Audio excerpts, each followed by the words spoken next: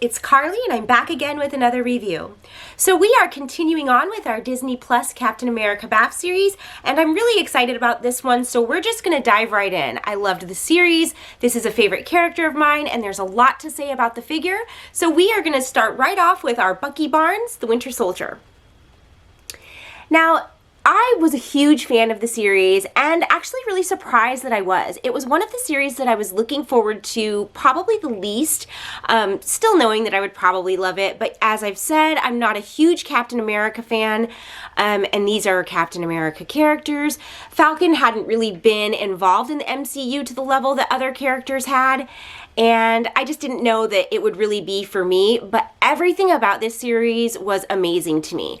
I loved the way that they started off right off the bat with a ton of action and got us right into the meat of the story, and the way that they wove in more backstory for Sam and Bucky I thought was incredible, as if we needed a more tortured Bucky, but it was really, really nice to get to see actual faces and experiences that he went through that got him to the point that he's at right now.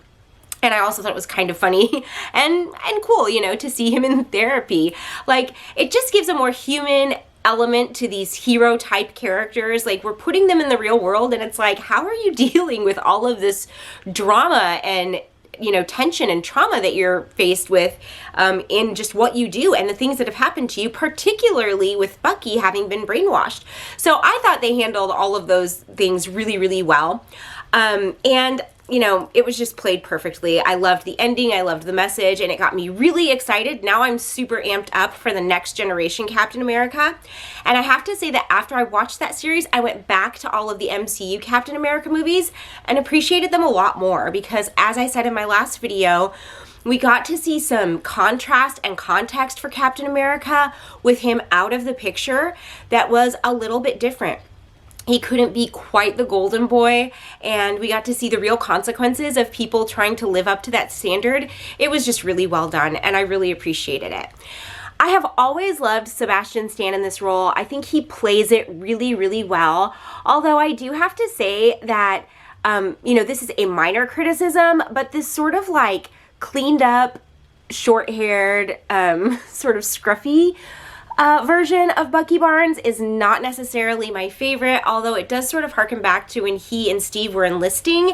I sort of really just liked the gruffer, kind of long-haired Winter Soldier version a little bit more.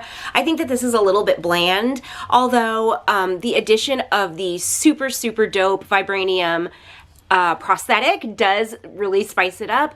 You know, it's just not my favorite. I might swap his head out with my other Winter Soldier, even though this is the MCU version. I have a comic version, just because that's a little bit more Bucky to me. But that said, the sculpt on this is really nice. And they did a lot with the paintwork on this figure. They really went in. They gave him stubble. He has that hooded brow. The eye detail is beautiful. You can see the contouring and highlighting that they actually painted into his features, which again is something that traditionally we haven't seen a lot on Marvel Legends figures. We'll get a pretty good sculpt, but the countenance can seem a little bit flat in the past because they haven't done a lot of detailed paintwork on the actual facial features. And I'm really loving seeing that come out. I feel like with this entire line, that has enhanced every single figure and made them look better. So it's great to see that level of detail work coming into the facial features. I will say that the color on this paintwork on the suit is fantastic on his leather bomber jacket. I guess it's not a bomber jacket, his leather motorcycle jacket. You know, he's got the black pants, he's got a little bit of the red detail, and then obviously there is the piping on his Vibranium arm. But this paint on the body is a little bit heavy-handed. So we are getting that sort of sticky feeling. The application is very heavy on this. And you can actually, I think, see it just with how shiny it is. So the application of the paint actually does affect the articulation of the appendage, and you get some really sticky, like tough movements in the arms, and it almost feels like, you know, that this is one that you wouldn't really want to soak if you were trying to get looser or use heat on, because it seems like the paint would almost melt out from under it. It's very, very heavy. One of the heaviest paint applications I've probably seen on a Marvel Legends figure to date. So that is a criticism as far as the articulation goes, although it does look really beautiful. The heavy-handed painting is affecting the use of the figure, and you kind of get the idea too that it's just gonna wear off over time.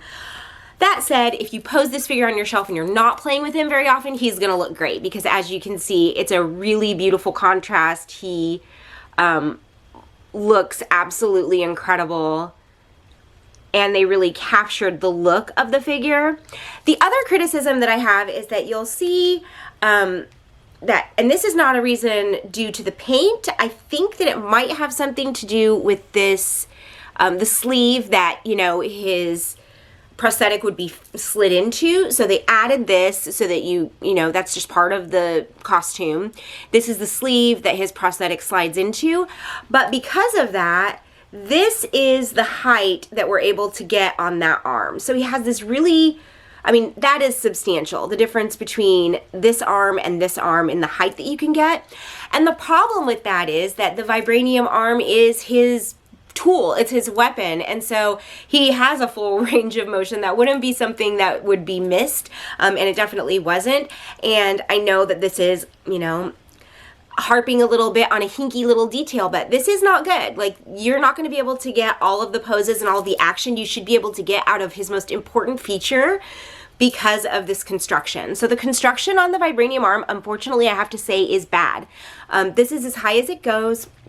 You can see that I have the joint centered here. So it's not a matter of me having the ball joint turned back and the actual sliding joint pointed in the wrong direction. This is just what it does. And I have to say that that's really not good. That's an unfortunate oversight. I think that we could have done the sleeve and still had it sitting back. We could have portrayed the look of it without having it actually affect the articulation. And again, whenever there's a costume piece that is hindering articulation, I don't like that.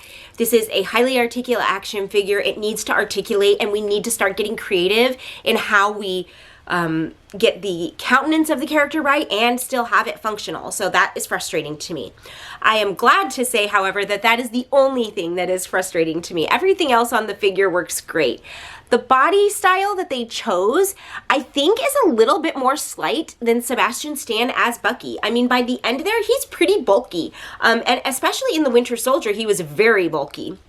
And I think that side by side, I'm comparing with Chris Evans because he was probably the biggest upper body person next to, you know, maybe Chris Hemsworth in the movie, but he had a huge upper body.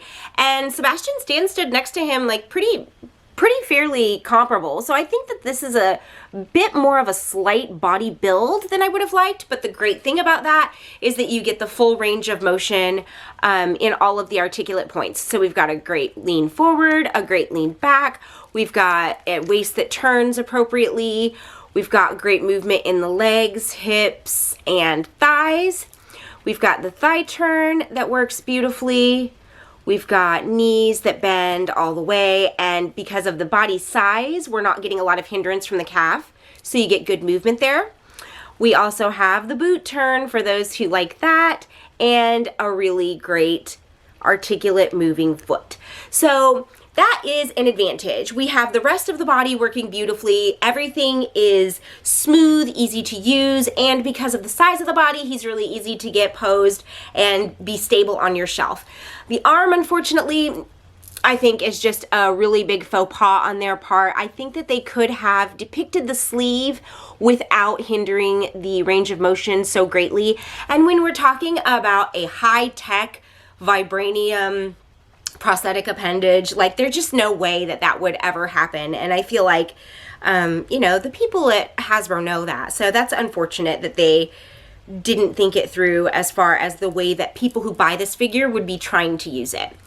But other than that, it is an excellent figure. He does come with 2 extra hands, and you can see that we've got a gloved fist and then a full vibranium hand with the gold detail carried out throughout the palm, which is a little strange that the gold is on the palm and not on the back of the hand, but it's still pretty good. It has that heavy paint application again, so I would definitely be cautious about using this a lot, taking it on and putting it, taking it off and putting it back on again, because it has that very sticky, heavy paint application that feels like over time it's just going to start to wear.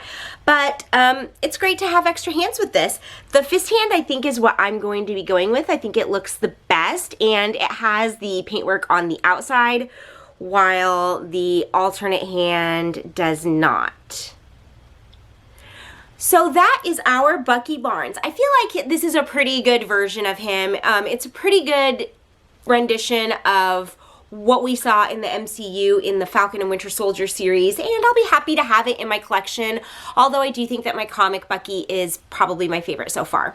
Let me know what you guys think of this figure, and we have made it to the end. Again, I will share the link to my Loki video, which I did several months back. I want you guys to take a look at that. And next we will be looking at our Captain America. I am super excited about this figure, so make sure that you check that video out. And thank you guys so much for being here. I will be back soon with another one. I will see you soon. Bye, friends.